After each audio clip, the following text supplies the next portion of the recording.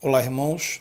A nossa devocional de hoje está baseada em Ezequiel 36, versículo 22 ao 27. Esse texto, a palavra de Deus nos fala sobre renascimento. E quando pensamos em renascimento, podemos olhar para a natureza e meditar um pouco nessa estação que acabou de iniciar, que é a primavera.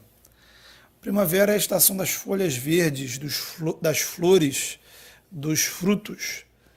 E existem vários textos na Bíblia que descrevem a nossa relação com Deus como uma árvore. A vida em comunhão com Deus é uma espécie de árvore na primavera. O Salmo 92, por exemplo, vai dizer que os servos do Senhor florescerão como a palmeira, crescerão como o cedro, estarão plantados na casa do Senhor e sempre darão frutos. A pessoa em comunhão com Deus é comparada, portanto, a vários tipos de árvores na Bíblia: palmeira, cedro, carvalho, videira, oliveira, entre outros. E pensando a nossa vida espiritual nesses termos, vemos que mesmo as árvores mais fortes sofrem com os outonos e invernos. E a nossa vida espiritual também não é diferente. Há momentos que olhamos e não vemos nada.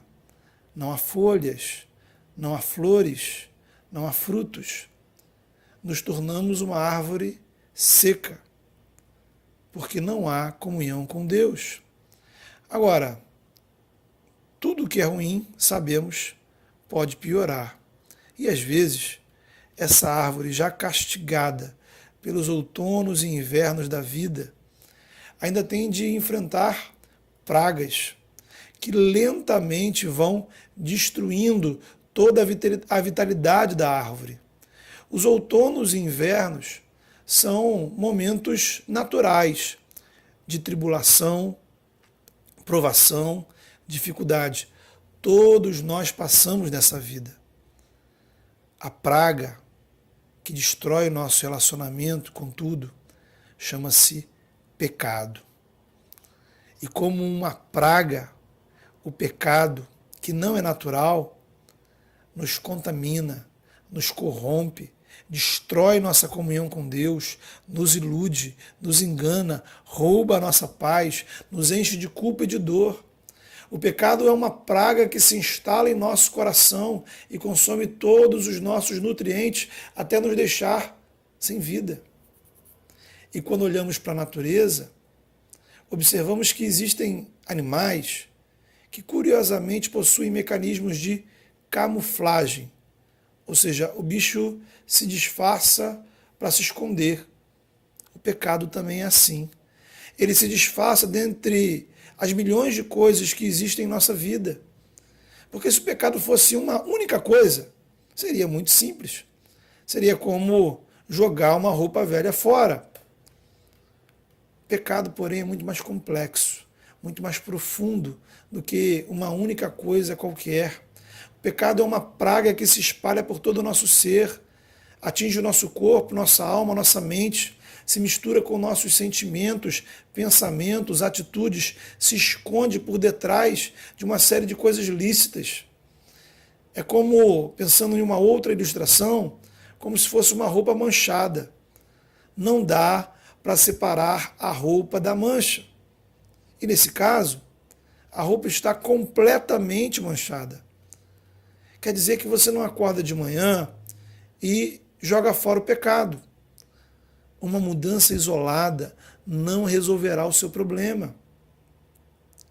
E às vezes, o pecado, ele nos engana de duas formas, para piorar ainda mais a coisa. Ele tenta te convencer, de um lado, que a sua roupa está tão manchada, tão estragada, que a única solução é jogar fora. É quando o pecado diz para você que não há mais solução para a sua vida. não há esperança para a sua vida espiritual. Por outro lado, ele faz uma outra estratégia, isto é, fazer você acreditar que não existe nada de errado com a roupa. Na verdade, nem mancha existe. É somente uma questão de design, estilo, moda. E se não existe nada errado na minha vida, na minha roupa, também não existe nada a ser consertado. São duas mentiras que têm a mesma finalidade: manter você preso no pecado, longe de Deus, ou porque você desiste da sua vida espiritual, ou porque você é convencido de que não há nada errado na sua vida. O Evangelho desmascara as mentiras contadas pelo pecado. Porque o Evangelho é luz, o Evangelho é verdade. O Evangelho mostra que sim, existe algo muito errado em nossa vida. Existe uma mancha que atravessa todo o nosso ser, estraga a nossa comunhão com Deus e contamina todas as áreas da nossa vida. Fingir que o pecado não existe é estar cego. O Evangelho também mostra que somos incapazes de resolver nosso problema sozinhos. Sozinhos não conseguimos nos libertar, nos purificar. Porém, o Evangelho revela que Deus faz por nós o que não conseguimos fazer. Só há um remédio para a nossa vida e ele está disponível no Evangelho de forma gratuita. Transformação completa e integral. É disso que fala esse texto de Ezequiel. Aquelas pessoas, as pessoas para quem Ezequiel está falando, precisavam de restauração espiritual e Deus iria agir para restaurá-los. Agora, nesse processo, era necessário que algumas ilusões fossem quebradas. Enquanto Ezequiel pregava que o povo reconhecesse seus pecados e buscasse em Deus restauração, falsos profetas diziam que não havia nada de errado com o povo, não existia pecado. O problema era apenas uma situação política ruim. E através de Ezequiel, Deus mostrou ao povo que aquilo era mentira. A saída para eles não era política, nem militar, nem econômica. A raiz do problema era espiritual, estava na ausência de relacionamento com Deus.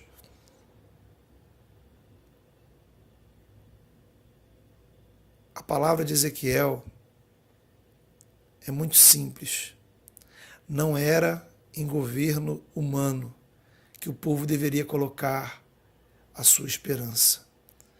Isso nos fala muito sobre a nossa realidade política atual, há poucos dias das eleições. No próximo dia 6 de outubro, 7 de outubro, você deve votar com oração e de acordo com a sua convicção pessoal. Aquilo que você acha que é melhor para a nossa nação. Mas a nossa confiança não colocamos em nenhum candidato, em nenhum governo. A nossa confiança precisa estar no Senhor. E a função da igreja é a mesma do profeta Ezequiel no seu tempo.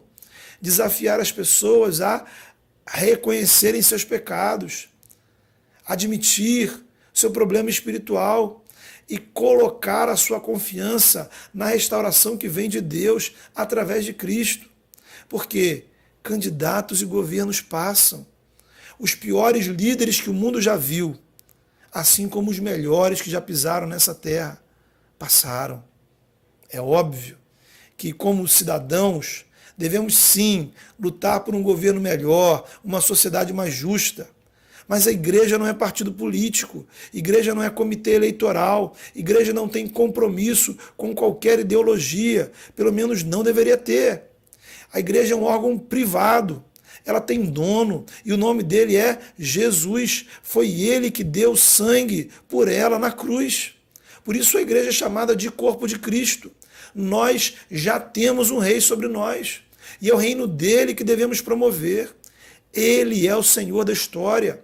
Nele devemos confiar, independentemente dos resultados das eleições. O nosso dever bíblico como cidadão é lutar por um país mais justo. E como igreja, o nosso dever bíblico é orar pelo governante, independentemente de quem seja, e lembrá-los que a igreja não se submete a nenhuma autoridade humana, apenas a Cristo. Seja quem for o próximo governo, a despeito dos rumos políticos da nação, se Jesus é o Senhor da nossa vida, temos motivos para celebrar, porque temos um Deus que entregou seu Filho na cruz por nós, um Deus que nos ama apesar dos nossos pecados, um Deus que não nos abandona, não nos discrimina, um Deus que proporciona verdadeira liberdade, um Deus que te dá vida eterna, vida após a morte, vida em comunhão com Ele, vida em abundância, e é nele que eu devo confiar, é com Ele, com a vontade dEle que eu devo me preocupar. Desconfio que talvez Deus esteja mais preocupado com os pecados que existem na sua vida do que com os candidatos que você vai votar no próximo domingo. É preciso deixar bem claro, o Evangelho não promove a alienação política. Ao contrário, ser cristão é ser um cidadão comprometido. Política é uma das áreas da vida humana na qual devemos honrar a Deus, assim como a cultura, as artes, os esportes, a ciência, a economia, a educação, entre outras. Os profetas bíblicos, como Ezequiel, eram pessoas profundamente envolvidas nas questões políticas e sociais do seu tempo. Mas o ponto é, a preocupação deles com a vontade de Deus era maior que a sua preocupação política. Para eles, nada adiantaria a mudança de governo se a disposição do coração das pessoas para com Deus não mudasse. Ser cristão é ser um cidadão dos céus e da terra. A pergunta é, nesse momento, você está agindo mais segundo a sua cidadania terrena ou de acordo com a sua cidadania celestial? Enquanto temos uma legítima preocupação com os rumos da nação, talvez não estamos nos preocupando com os rumos da nossa vida espiritual, os rumos da vida espiritual da nossa família. Enquanto isso, o pecado continua agindo como uma praga dentro de você, na sua casa, na sua vida, fazendo crescer a incredulidade e fazendo morrer a sua comunhão com Deus. E talvez ao final desse processo, eu seja um excelente cidadão brasileiro. E só. Porque deixei há muito tempo de ser um cidadão dos céus, pois não existe mais nada de Deus na minha vida. O nosso país, o nosso Estado, precisam sim, urgentemente, de pessoas sérias, de caráter, com competência, ocupando cargos públicos. Mas sua família precisa que você seja alguém que leve a sério a vontade de Deus. Talvez nesse momento, mais do que a indicação de um candidato para votar domingo, seus amigos, as pessoas que convivem com você, precisam da indicação de uma esperança para a vida deles. Alguém que se importe com a vida espiritual deles. Gente que reflete nas suas atitudes o caráter de Cristo. Realmente, a política em nosso país tem sido decepcionante.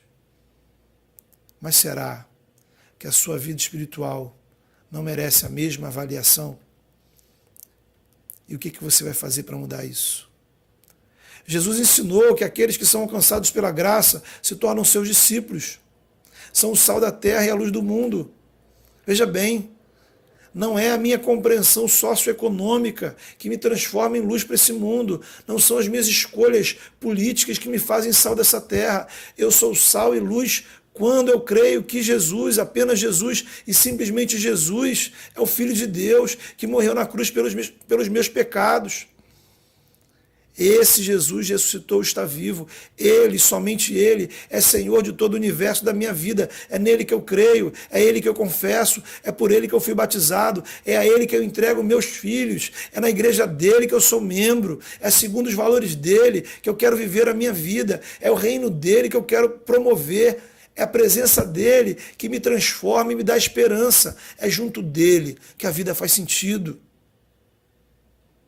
Jesus deixa claro que o sal, às vezes, pode perder seu sabor e se tornar inútil.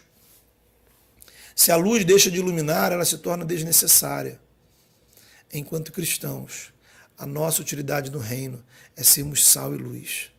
Se a luz do Evangelho não está brilhando em sua vida, se o sal do Evangelho não está temperando suas atitudes, existe algo muito sério acontecendo com você.